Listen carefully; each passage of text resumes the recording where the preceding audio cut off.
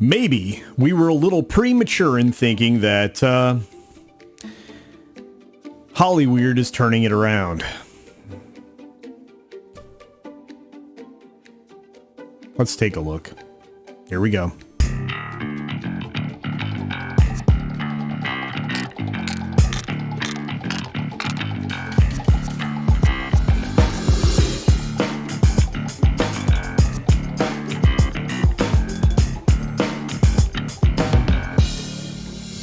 There were some positive signs, at least out on the horizon, especially on the heels of such films as Spider-Man No Way Home.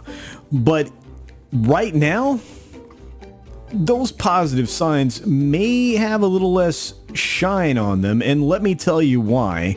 From a story in The Hollywood Reporter, it says, "Why Hollywood is private equity's new money machine." Well, the Wall Street logic with the studio buys is that the real estate will appreciate in value, while the non-stop demand in film and TV productions will provide steady and stable income. At least cash flow is what it says in the article, but income is more important.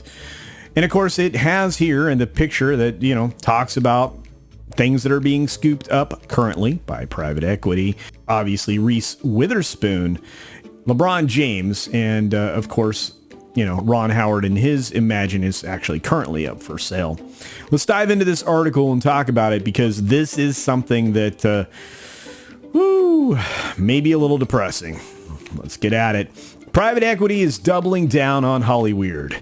After dipping their toes in the water through the talent agencies like TPG, which owns a majority stake in CAA, while Silver Lake is the largest external shareholder in Endeavor, investment firms have been on a spending spree, and let me tell you, that's no lie. They paid $1 billion or nearly $1 billion for Reese Witherspoon's company. So hokey smoke. Investment firms has been on a spending spree, snapping up stakes in production entities or financing new vehicles like Kevin Mayer and Tom Stagg's Candle Media to do the buying for them. And boy, has Tom Staggs been busy. He's a former Disney alum. He was the guy that was supposed to be where Chapek sits right now. And, he isn't. He's out there doing this. He learned a lot from Iger, apparently. You're looking at an enormous amount. This is a quote, by the way. You're looking at an enormous amount of capital in the hands of some very smart people, including my friend Kevin Mayer, says MediaLink founder Michael Kassan said during a panel at the CES show on January 6. Candle, which is backed by billions of dollars from Blackstone, has already purchased stakes in Reese Witherspoon's Hello Sunshine and Will and Jada Pinkett Smith's Westbrook Media, and has bought outright Coco Melon owner Moonbug and Fanda producer Faraway Road. And that happened not that long ago, just, maybe the beginning of January. It's been a busy month, guys. Meanwhile, Imagine Entertainment is engaged in talks to sell a majority stake to the London-based firm Centarius, as reported by the Wall Street Journal.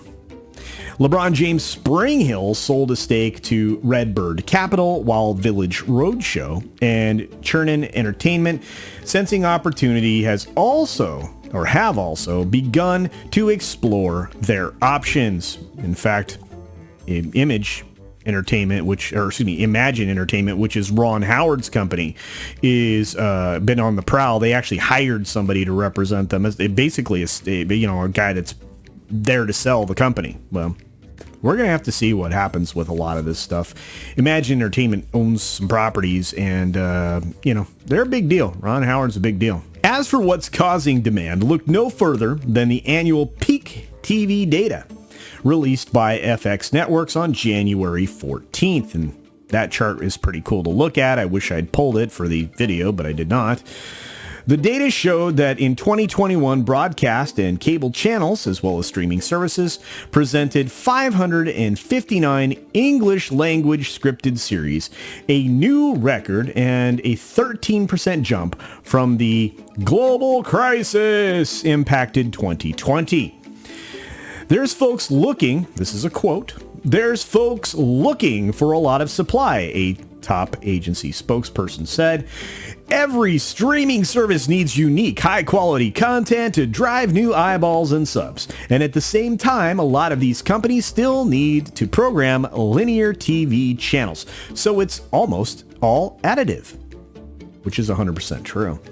The bet is that the original programming, especially programming from blue chip talent or independent studios, will not abate anytime soon. Actually, I project the window's maybe 6 years at most before we start to see the tipping point where it starts to head back downhill, because some of these things start to melt together or outright fail.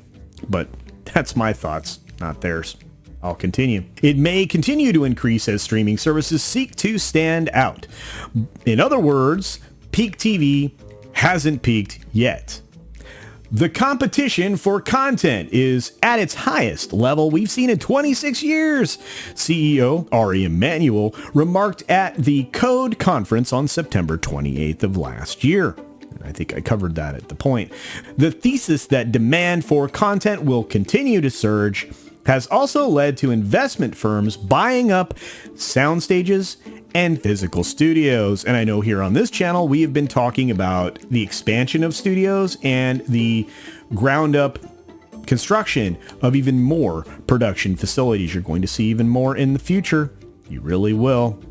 Hackman Capital Group alone has purchased Kaufman Astoria Studios, Silver Cup Studios in New York, as well as Los Angeles CBS Studio City, which I reported on a few weeks ago, and has purchased or is developing studio space in Scotland and Toronto, among other locales. Meanwhile, TPG purchased Studio Babelsberg in Germany, and Domain Capital Group developing a new studio in Georgia. Georgia's a boom town for productions. The southern states are starting to be production central. The logic with the studio buys is that the real estate will appreciate in value, of course, and as the top quote of the story, subheadline was, while the nonstop demand for film and television productions provide steady and stable cash flow. I just have to say that when you have talent like, Reese Witherspoon and private equity involved in these dealings, I think the sky's the limit. They're going to keep acquiring as many of these production arms as they possibly can. It doesn't look good because, again, these entities are controlled by these large capital investment companies like I mentioned Blackstone because it's in the article here, right?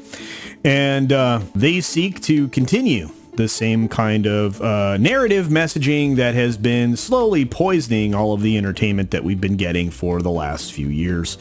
I wonder at what point will we get enough independent studios together that no longer want to accept capital from these kinds of companies. And I wonder if the effect of the antitrust team that's being put together by the current administration will actually start to break up some of these entities.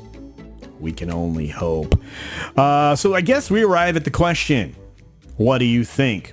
Do you think that with this kind of story and the things that are happening in the background in Hollywood, that we're going to get any appreciable change in the current political narrative stuff that has been coming out of Hollywood? Or do you think this is doubling down on the same failed garbage that we continue to get in service of these streaming entities? Or do you think that we actually did reach the turnaround point and we have the same 5 to 6 year slog to turn the ship around, as Gary over at Nerdrotic would say? That question, I don't know. I really don't. I was seeing a lot of positive signs when I came across this article that I have over here. I keep pointing the wrong side.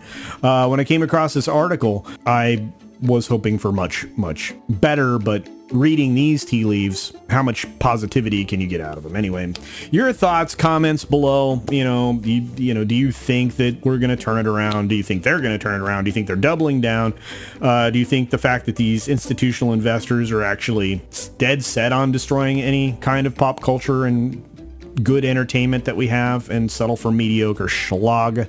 I sure do. Anyway, your thoughts down below. Thanks a lot. I appreciate the comments. That engagement makes it so A, we can have a conversation about it, and B, it'll elevate this video, which I absolutely appreciate. Speaking of which, support other independent creators that exist here on this platform and in other places because they need it. The corporate content creators already have favor with the big platforms and they are naturally fed at the top of the algorithm, whereas the individuals, they need your support, your subscriptions, your comments, your thumbs up, thumbs down even, and of course sharing their content out as well on your socials or other places. With that being said, I'll end the video the same way I always do, which is to say, be sure to take care of yourself, take care of others, wash your hands, of course, because it's good hygiene. It is, actually. And until next time, bye. Thanks for visiting today. Be sure you're subscribed and hit that for alerts. Yay! Of course, like and share all of the videos that you can as it helps with the algorithm. Have a great day.